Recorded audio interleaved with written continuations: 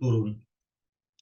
Tetapi ada yang khas di dalam Al-Quran itu bahwa tidak cukup hanya saya mensucikan diri. Ya, kemudian saya akan mendapatkan wahyu. Tapi ada konsep turunnya Al-Quran itu disebut perantara. Biwasitati, siapa? Dan dalam ini ada Jibril. Nah, konsep perantara ini sangat banyak dan sering kita temukan di dalam Al-Quran atau di dalam ajaran Islam. Misalnya perantara tadi yang saya sebut adalah ketika seorang nabi mendapatkan wahyu, maka ada perantaranya, itu Jibril.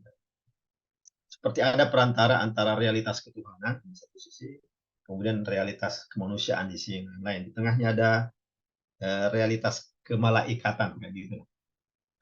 Yaitu dalam hal ini Jibril. Yang saya maksud banyak istilah-istilah lain yang mirip. Ketika misalnya kita menyebut bagian-bagian Al-Quran itu kan disebut ayat. Ayat itu sungguhnya juga adalah perantara. Ya, perantara. Misalnya Ustadz Dito, ya. Ustadz Dito bisa bawa apa? Kendaraan motor, mobil, Ustadz Dito. Bawa motor lah misalnya. Kemudian di sebuah apa misalnya di sebuah belokan, sebelum sampai ke belokan ada tanda belok kanan atau belok kiri. Nah, tanda itu adalah ayat. Apakah posisi belokannya udah belum? Belokannya di depannya lagi. Nah, tanda itu adalah perantara antara Ustadz Dito dengan belokan yang sebenarnya di depan. Jadi Ustadz Dito jangan belok pas di tanda belokan itu, karena itu belum belokannya, itu baru tanda ada belokan. Nah, tanda itu adalah perantara. Jadi yang saya sebut tadi bahwa konsep perantara ini banyak, sering ada muncul di apa namanya di Al-Quran atau di dalam agama. Oh, ini pertanda. Kalau sudah pertanda, misalnya mendung pertanda hujan, itu belum hujannya berarti itu tanda. Nah, tanda ini adalah perantara. Saya kira boleh lanjut ininya slide-nya. Perantara.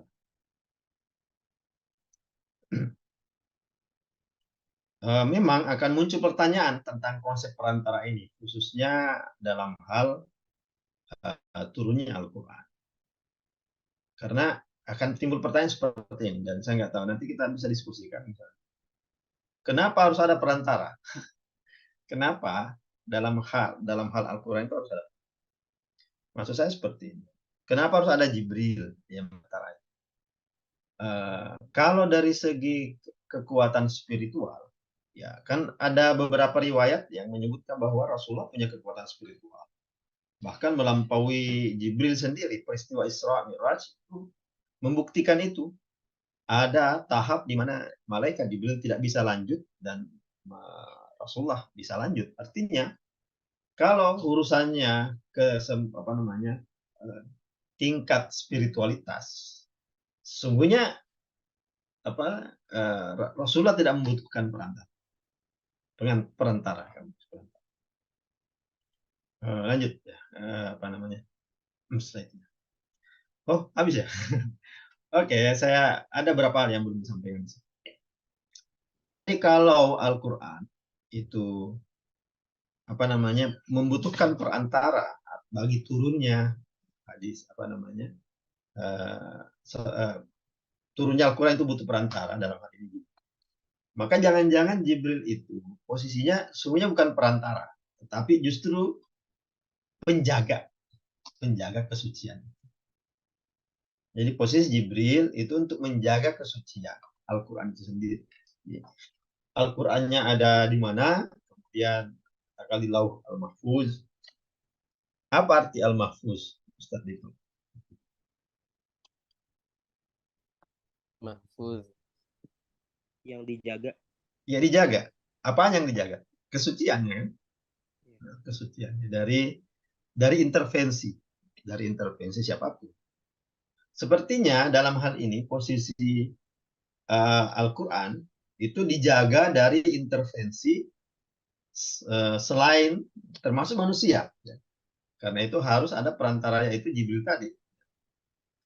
Apa namanya? Jadi Jibril bukan hanya perantara, tapi juga adalah the guardian, ya, penjaga, agar kesucian Al-Quran, pesan Tuhan, itu pesan Allah itu tetap terjaga dengan baik.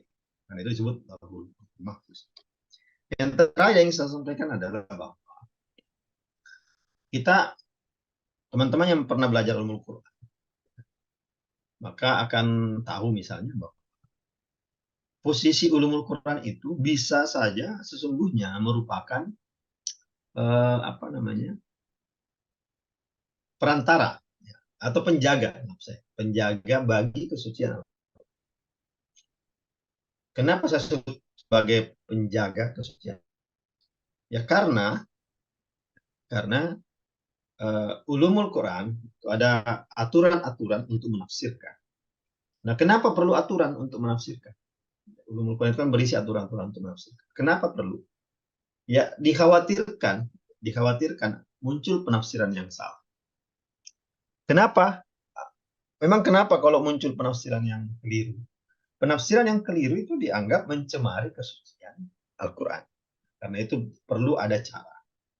Tetapi kenyataannya, ya, ulumul Quran ini, walaupun mungkin awalnya dimaksudkan menjaga kesucian Al-Quran, tapi justru ada juga dampak sebaliknya.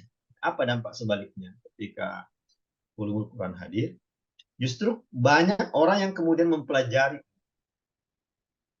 yang membuat akses kepada pemahaman Al-Quran malah semakin berkembang. Jadi semakin banyak yang bisa mengakses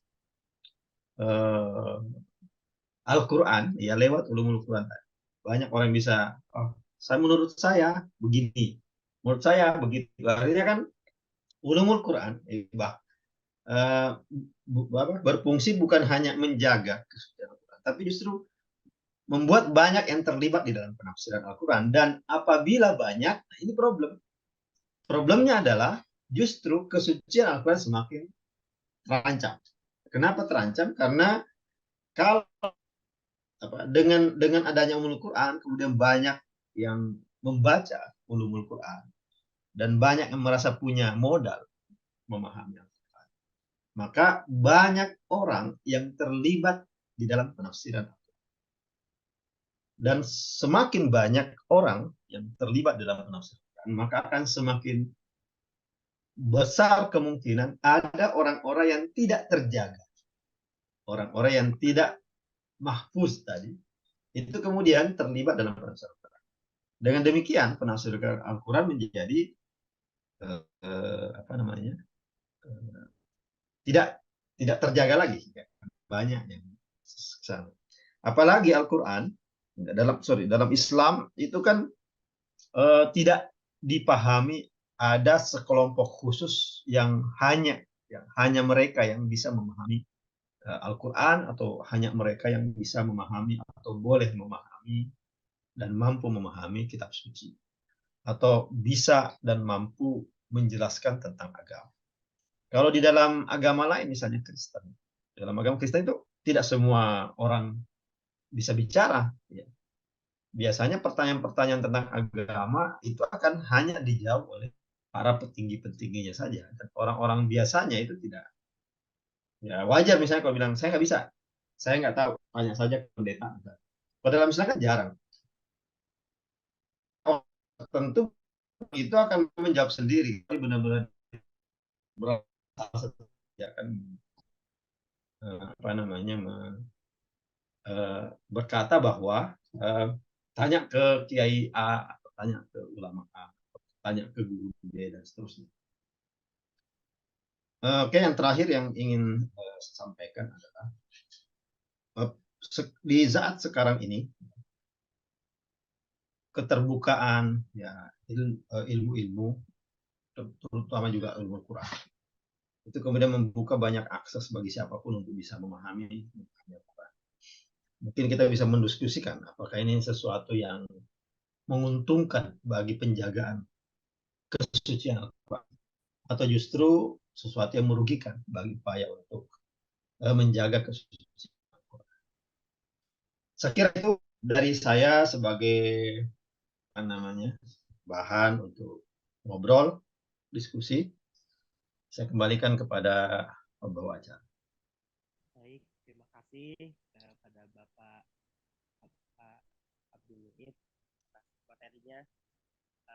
Baik, langsung saja ke Artinya suara Anda sangat kecil ini, oh ya, pembawa acara. baik, baik, terima Kayaknya. kasih ke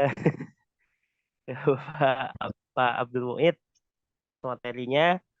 Uh,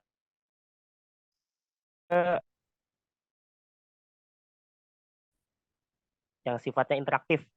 Uh, uh, uh, mungkin saya berikan waktu kurang lebih 20-25 menit untuk sesi tanya jawab ini agar tidak memakan banyak waktu juga gitu. Baik, kira-kira adakah peserta yang ingin bertanya terkait materi yang dibawakan tadi? Silakan. Mungkin bisa langsung berbicara via mic atau bisa ditulis via keyboard. Silakan.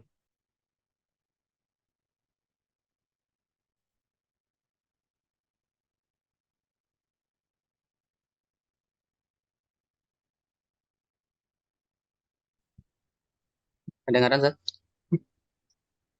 Kedengeran, Bang. Insyaallah. Oke, Zat, akan insyaallah mau tanya aja setelah untuk mulai. Bismillahirrahmanirrahim. Ini Zat mau yang saya tanyakan terkait kesucian Al-Quran untuk kalangan awam, Zat.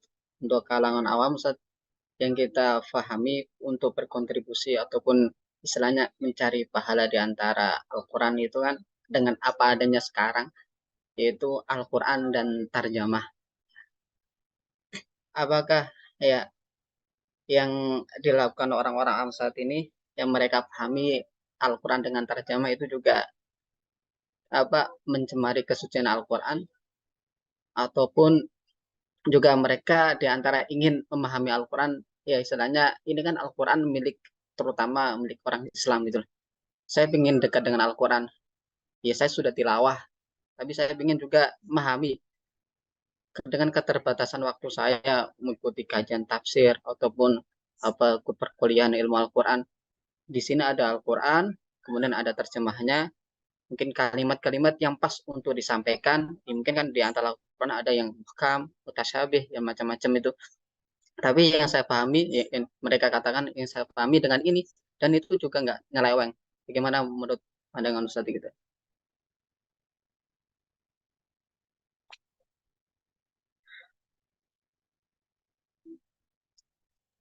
Itu untuk sementara itu. Boleh langsung dijawab. Ini apa langsung dijawab aja ya, Ustadz Pasha ya? Iya, langsung jawab aja, Pak. Interaktif, Pak. Oke, pertanyaannya sangat menarik.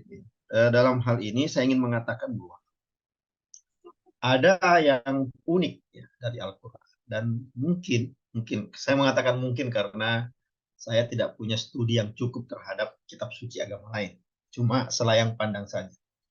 Tetapi saya ingin mengatakan mungkin tidak dimiliki oleh agama lain atau kitab suci agama lain selain Al-Quran, selain milik Islam.